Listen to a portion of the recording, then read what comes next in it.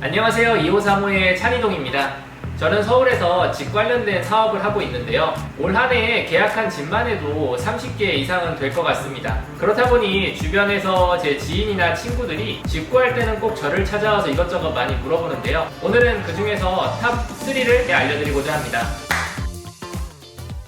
서울 가면 어디 살죠? Q&A. 서울 어느 지역에서 사는 게 좋은가요? 서울에서 어느 지역 살면 좋겠냐고 물어보면서 그 다음에 항상 물어보시는 게 어디가 제일 싼가요?를 많이 물어보세요. 사실 이 질문은 되게 답변 드리기가 어려운 게 서울 같은 경우에는 딱히 어느 지역이 싸다라고 말씀드리기가 되게 어렵습니다. 싼 만큼 당연히 교통편이 불편하거나 치안이 안 좋은 경우들도 많고요. 그리고 무엇보다도 그 한 동네 안에서도 싼 집과 비싼 집의 차이가 아주 큽니다. 그래서 핵심은 내가 살고 싶은 지역 내에서 저렴하고 좋은 집을 구하는 게 중요하다고 할 수가 있죠. 서울에서 지역을 정할 때에는 뭐뭐구, 그래서 강남구, 서초구, 서대문구 이렇게만 정하시면 그 지역 내에서도 어느 동에 가냐에 따라 완전히 다른 동네가 되거든요. 그래서 지역을 정할 때는 반드시 어느 동에 살 건지도 정하시는 게 좋습니다. 이렇게 동을 정하실 때 가서 보시는 게 힘드시다면 카카오 맵에 로드뷰를 사용하시면 마치 자신이 걸어다니는 것처럼 보실 수 있으니까 참고해주세요. 자, 지역을 정했으면 두 번째 질문으로 넘어가 보죠.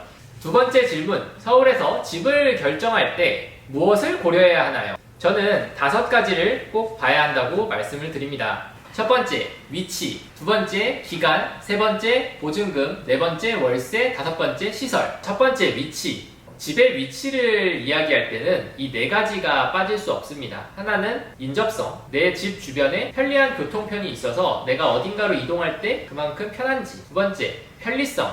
편리성은 사실 전 편의점이 되게 중요한데요. 내 집 주변에 내가 자주 이용하는 시설들이 가까이에 있는지. 세 번째는 안전성. 아무래도 집이라는 공간이 내가 혼자 있을 경우도 많고 그러다 보니까 주변에 위험한 시설들은 없는지, 그리고 내 집이 안전하게 되어 있는지도 아주 중요합니다.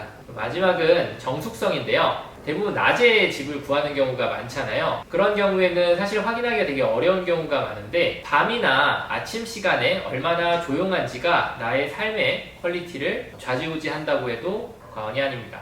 두 번째, 계약 기간. 서울에서 집을 구할 때는 이 계약 기간이 아주 중요합니다.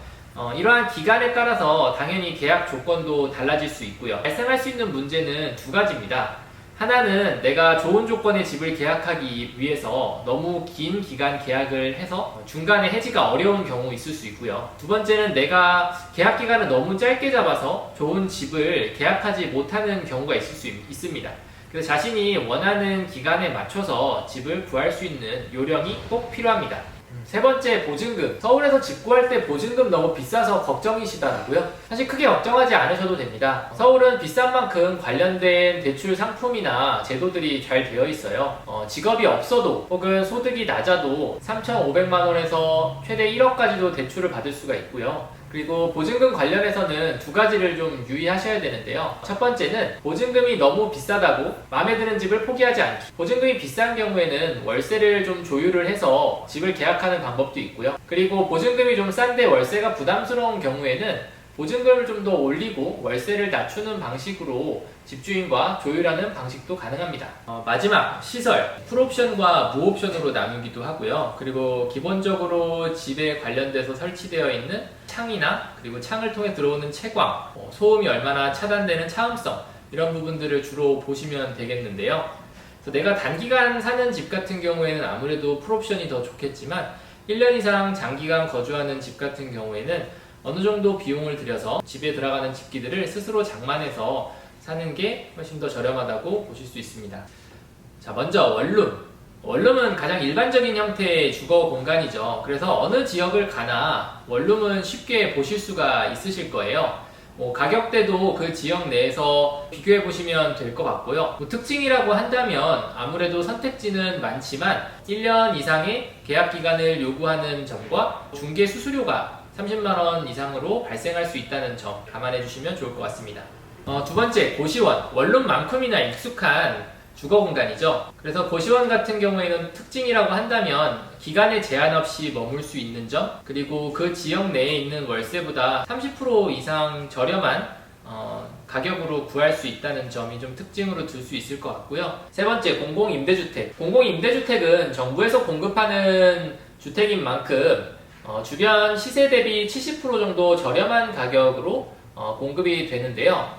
그렇다 보니까 경쟁률도 치열하고, 그리고 신청부터 입주까지 시간이 2달 이상 소요된다는 점, 그리고 관련돼서 제출해야 하는 서류가 엄청나게 많은데 그 결정이 랜덤으로 된다는 점에서 사실상 신청에 많은 제약이 따릅니다. 예전에는 임대주택 관련된 정보를 접하는 게 사실 되게 어려웠는데요. 요즘엔 이런 정보들을 수집을 해서 편리하게 제공해주는 다양한 앱 서비스들도 생겼으니까 앱스토어에서 임대주택을 검색해 보시면 필요한 정보를 어렵지 않게 얻으실 수 있습니다.